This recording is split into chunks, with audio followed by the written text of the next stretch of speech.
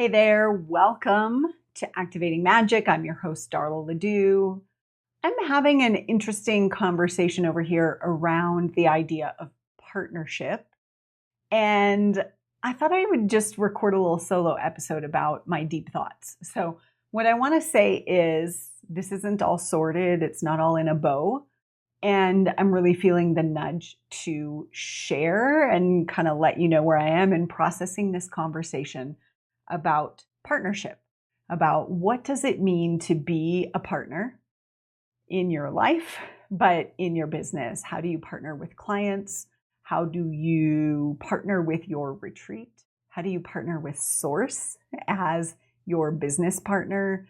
And how do you partner your masculine and feminine energies that are going on within you? Like, how do you wield those energies like you have them both and they can collaborate, as opposed to that they are separate or different, or you need something outside of you in order to create. So I don't have it figured out, but I'm going to share the story about why this is a hot topic for me right now and just to open the conversation. So I started my business as a coach in 2009, and I wanted to be a relationship coach in the beginning because I had learned so much in the rise and demise of my own relationship, my first marriage, which I call my celebrity marriage, because within 6 months we were separated, and within a year the divorce was final, which, I can, obviously it's been or maybe not obviously, but it's been a long time. And I can talk about it really easily now, but it was pretty intense to fail so dramatically, so quickly. I was divorced and I failed. Who would want to hire me to help them with relationships, right? So that was what was present. And so I stuck with what I was good at, which I had worked in product development at Procter & Gamble. I was good at developing products, helping people sell things. I was good at marketing. And so I, moved forward as a business coach. And eventually I started helping my clients with retreats because they asked me, hey, Darla, I just want a business like yours. Can you show me how I can do that? So I've gone on to run a successful retreat-based business. I have been a business coach for all kinds of businesses, and then narrowed into people who want to lead retreats, and then narrowing even further into really transformational leaders and thought leaders in the transformation space who are hosting retreats. I've followed the direction of my clients' questions for years, and it's led me to refine my offers and write books based on what I've learned and all of that. So I have had major successes. I've had many multiple six-figure weekends through hosting retreats or events. I have had a team that ran like clockwork, and I do say that past tense. And I've coached many, many clients to completely transform their lives and show up in a way that has attracted different results to them. I've also had major disappointments, like I've hosted a retreat with one person. I created a big event that lost quite a lot of money. And I even have been through, in the last, 16 years since I started my business, inspired by my first divorce, I have been through a second divorce. And I've struggled at times to hire the right team members. I have struggled to really let myself be supported. And just this year, I have learned something that's completely surprised me. And it kind of puts all of those successes and all of the failures into context. And it has to do with partnership. And so I was introduced to a new friend pretty recently by a colleague, and we totally vibed. And when she told me about what she did, I had this immediate gut feel like I need to do this. I want your help.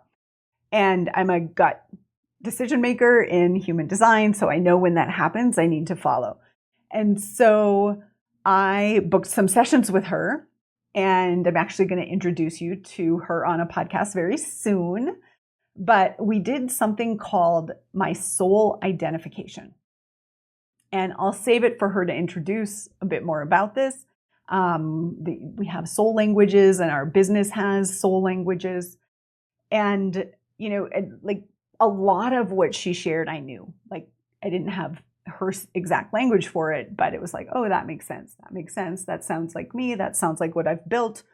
But there was one that really struck me, and that was the soul language of partner. And when she told me that, I was like, really? I said, I don't really know. I don't really get that.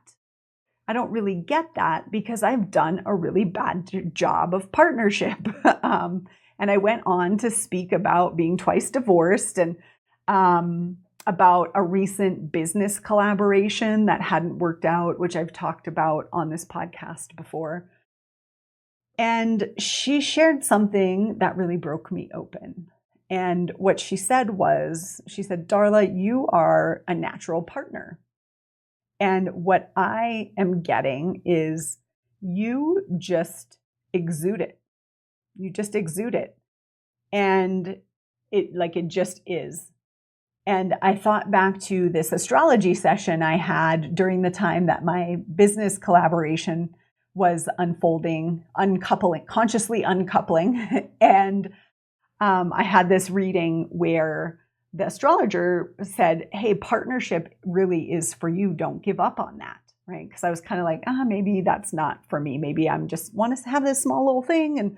And she said, how you will grow is through partnership, through trusting my expression magic and my psychic abilities. That was the first piece. And then through partnership. And so, I've been sitting with that for a while. So when this idea of partner came up again, I thought, interesting. So again, she said to me, you're a natural partner. It just is. Like, partnership just is in your DNA. The problem is you've been partnering with people who were not also partnering with you. And that just really kind of struck me. And so I'm curious if anyone here relates to, you've been partnering with people who aren't actually partnering with you. So it's like I had and embody and exude this idea of what it is to collaborate, to be for another person, to, bring our needs together and see how we can both get our needs met. And often I have chosen people without totally vetting that we mean the same thing by partnering.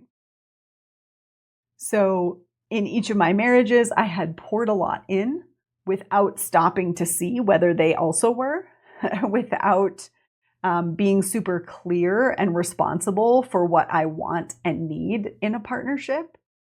I never asked myself, what kind of partner really works for me? And so I never made that clear, and it never occurred to me that we were playing different games, right? And when I look back, my first divorce, it was very quick. I was married for a short time, as I said. But my second, I was all in, right? We were in love.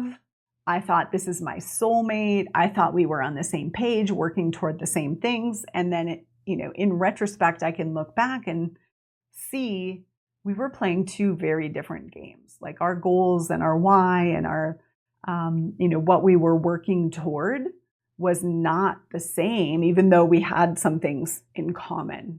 And so, and in my work scenario, right, I had a team member who expressed a desire to be CEO in my company.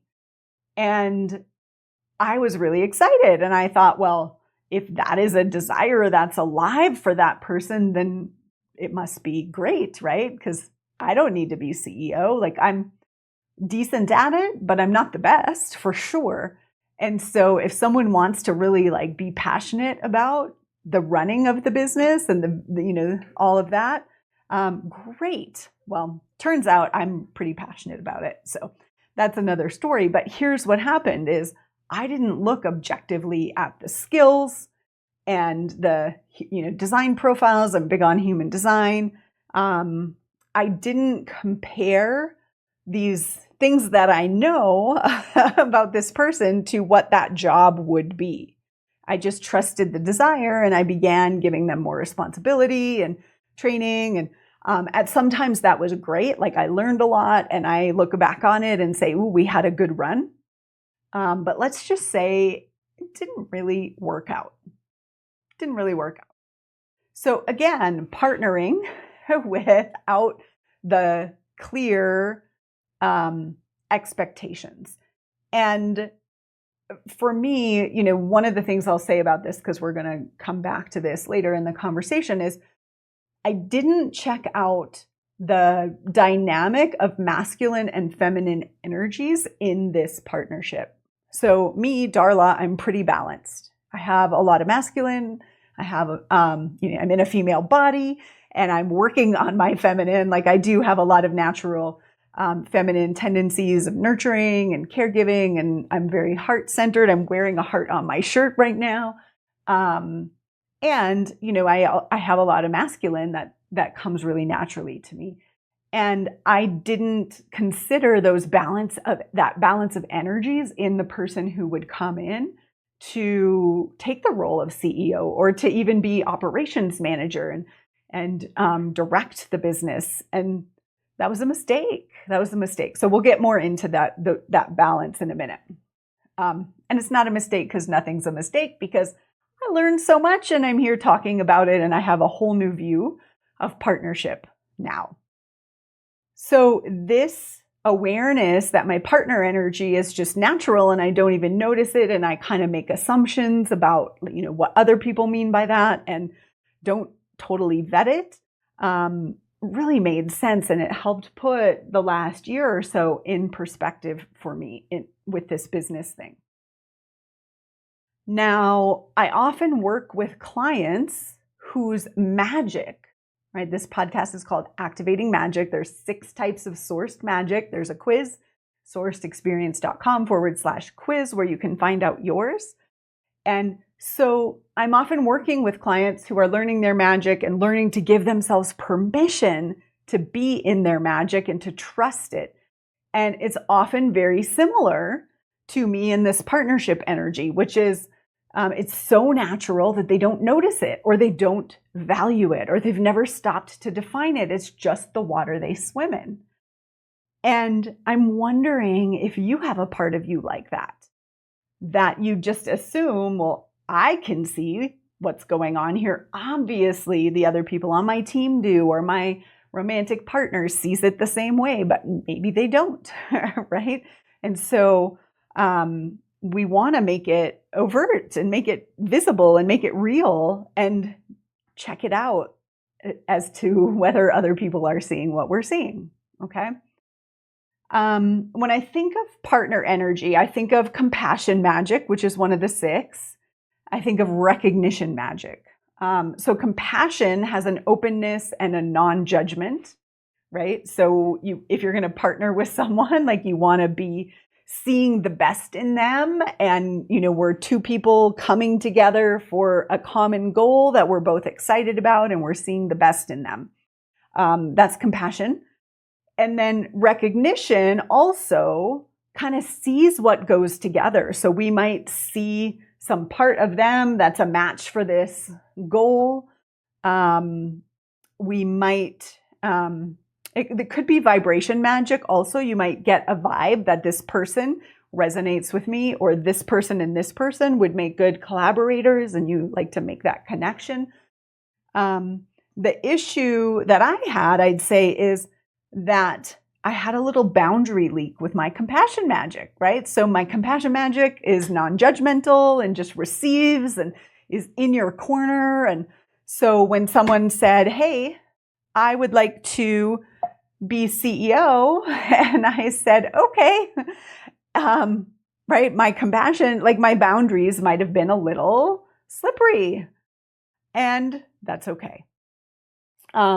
And then if we think about recognition or vibration, what often happens is we see the potential. This is a vibration thing, especially. We see the potential of someone, we see their soul vibration as opposed to maybe where they are right now.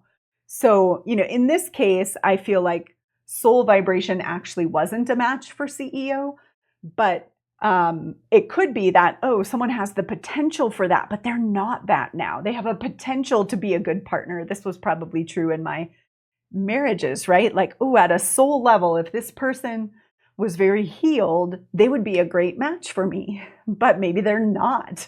And so they're not. I've fallen in love with someone's potential. And I know I'm not alone in that, right? And so anyway, back to the business, and the reason I wanted to record this podcast is I can now see one of the things that has made me really successful as a coach and a retreat leader is this energy of partnership that I naturally have and that I've gotten even better at over time as I've grown my boundaries and my clarity and all of that. So a great facilitator of transformation is a great partner. So this is like where this conversation is going next. We have left behind the days of hiring the all-knowing guru or the, do it my way until you can out-earn me coaching mentality. That is old energy, and we are in a new vibration where really each individual has a soul purpose that they are here to express. And as a coach, we're partners with them in discovering that. So to be a great transformational coach, you don't need to have all the answers. You don't need to be above or elevated and look like you're irreproachable or unstoppable. We do want to be unshakable, actually, in our energy, but we don't need to have all the answers and be a know-it-all. We need to have questions, and we need to have magic. You don't need to place yourself above. You link arm in arm with your client like a partner, right? You link arm in arm to look together into the shadows. So if someone has an energy pattern that's in the way of them achieving their goals, instead of you being, on your pedestal going, oh, you're like that and you're like that, which is kind of some of the energy I was brought up within. We are arm in arm going, let's get curious about this. And that sounds simple, but it's not as simple as it seems. It's nuanced, right? You're not the guru on high, but you're also not the friend. It's a specific role to be a partner in someone's transformation. So you're not the guru on high, but you're also not the friend. Okay, it's like a specific role to be a partner with someone in their transformation. You don't have to have all the answers, but you do, or you will have some answers that come in through your divine guidance or through your magic, right? You'll be able to point in places that people need to look. And you can also guide your client to be a partner with Source. One of my favorite quotes ever is by a man named Kurt Wright in his book, Breaking the Rules. And he said, as a human being, we cannot accept a part of ourselves that we haven't shared with another human being and had validated rather than violated.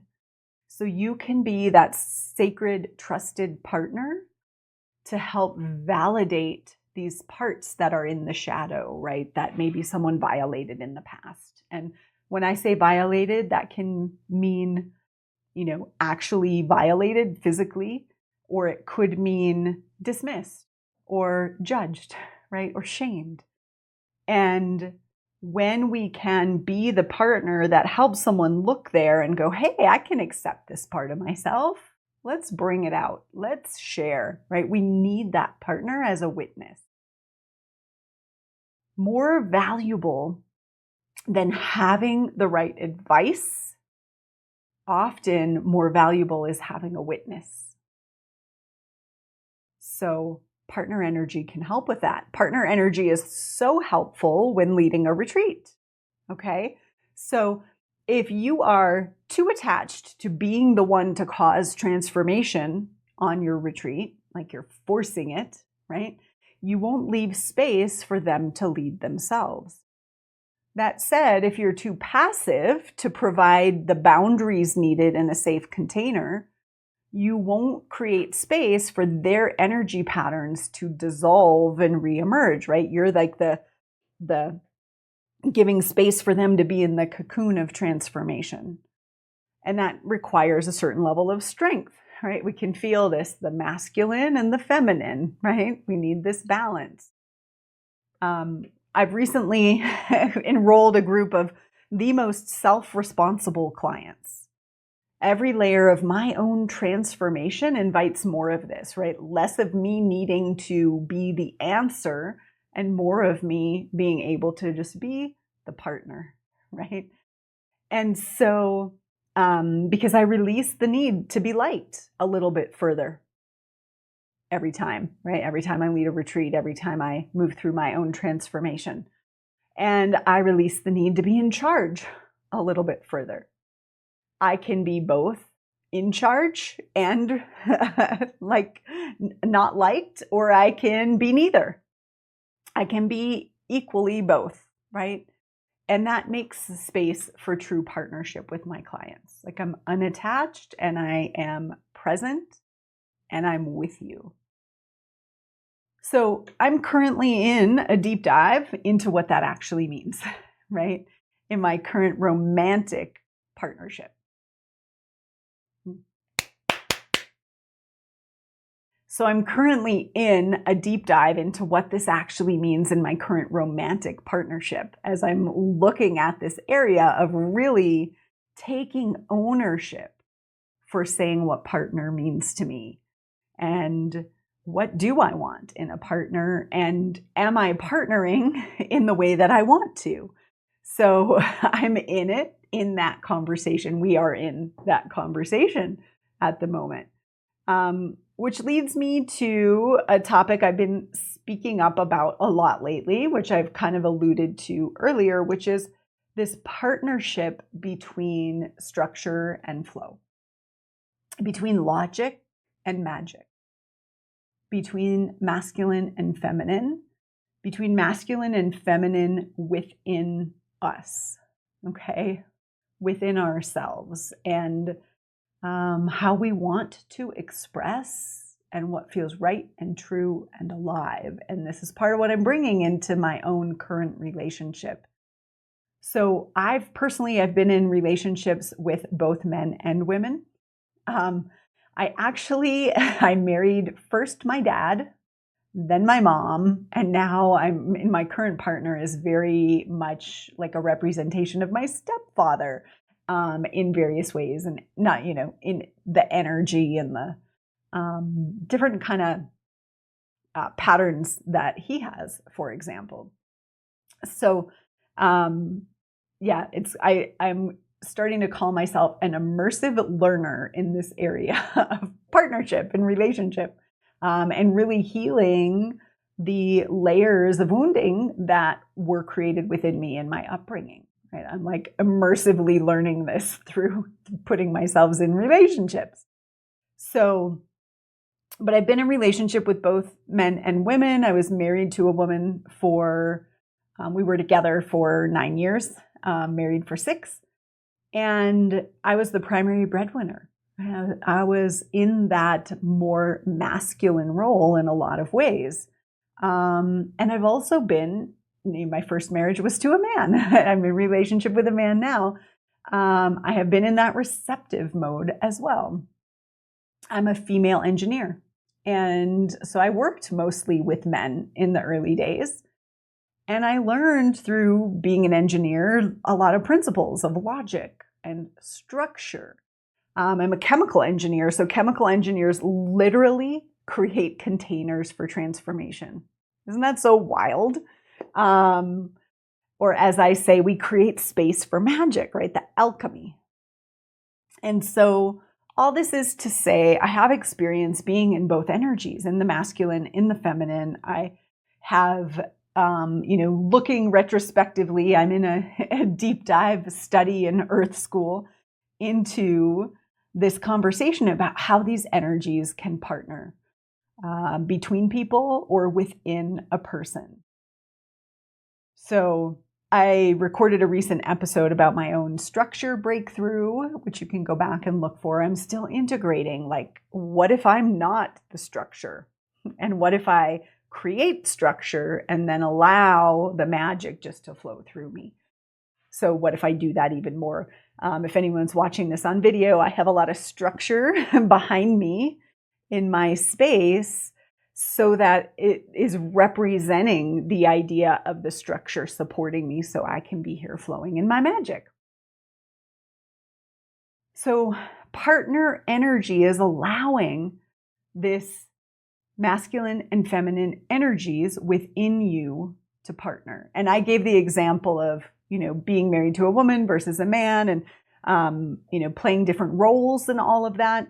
And that none of this is gendered per se, right? We all have access to all of these energies. And so you get to create the structure for yourself such that you can show up within it and be in flow, right? You can show up within the structure that you create and allow yourself to be in flow. And this might be structure you create with tech, might be physical structure or decisions you make about your retreat. It could be people who you hire who have the right balance of structure and flow that you need to hold you, right? But making that conscious choice to hire really with intention around these energies. In partnership with your clients, the structure is holding you both, and you can show up and flow, right? That's why I am loving being back to talking about retreats as my front end messaging, because retreats are a structure and the structure holds you and your clients, and it starts to bring a shape to something that allows you to show up more in your magic because you're being held, okay? The structure is holding you and the clients, and source is there. So how amazing. Because there's an epidemic, in my opinion, of deferring structure. And I've been watching this where a lot of new coaches or transformational guides, they're just looking for anyone to give them the structure. And so people sell a lot of things based on this promise of, I'll just give you the structure so you don't have to, right? And that can be great at times if it's consciously created, if it's consciously purchased or whatever it may be. But when we think that we need someone outside of us to know what structure we even need, we're deferring our power. Okay. So even if you're female bodied, which a lot of my clients are, it does not mean that you can't create structure. And you might need help with it. You might want support to let it flow through you. You want to know, what is it that you really need to be your best self and be in your magic. You can hire someone else's structure if you know at a soul level that that's what you need, right? But when we're out there going, someone save me with structure because otherwise I'm just floundering. No, we can do it. We can do it. We have it within ourselves. There are aspects of structure that I hate. I don't like SOPs. I don't like following a checklist. I like to create things, but I never like to look at them again. This is part of how I be in the world, right? But I'm so committed to understanding this conversation that I am willing to do what I need to create structure so I can be in flow, or to put people in place who have structure so I can be in flow, and to not be embarrassed about that. I used to be embarrassed about that. I should know how to do it. I should be able to do it all myself. Well, I need to know what I need, right? Coming back to, I need to know what I need to partner with. What energy do I need to partner with to create this? I need to know that. No one else can tell me that. No one can prescribe that because you are you and you're unique. And I don't have to do everything. I don't have to be everything, but I can then say, I really need support who has this kind of masculine thought process. I need someone who's willing to do X, Y, and Z for me exactly like this because that's how I want it. And there's a version of me that would have been afraid to ask for that, that would have thought, who would want to do that? That would have thought, ooh, that's too much to ask of someone, or that doesn't exist. And, I have made my team smaller as I've regrouped in this area. And now I'm getting ready to look at, okay, what do I need in the next era? So again, I'm not coming at this from, I've got this all figured out, but I've learned a lot about being able to ask for the energy I want to partner with, and be clear about it.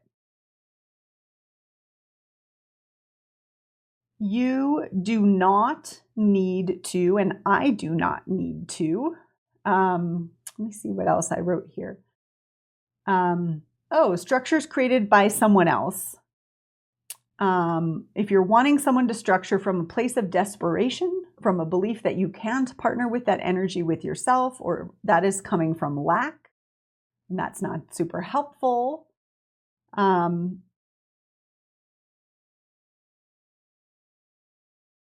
You don't have to take on traditional business structures that seem to stifle your flow. Okay? You don't need to. But you might bring in some traditional business structures that support it. Okay? You get to discern. You don't have to, your divine creative impulse might lead you to tech and AI tools that support what your soul wants to create. And those are structures, right?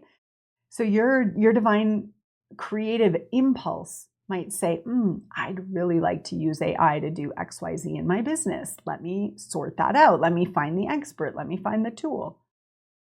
Rather than going, hey, let me look for my soul in the AI.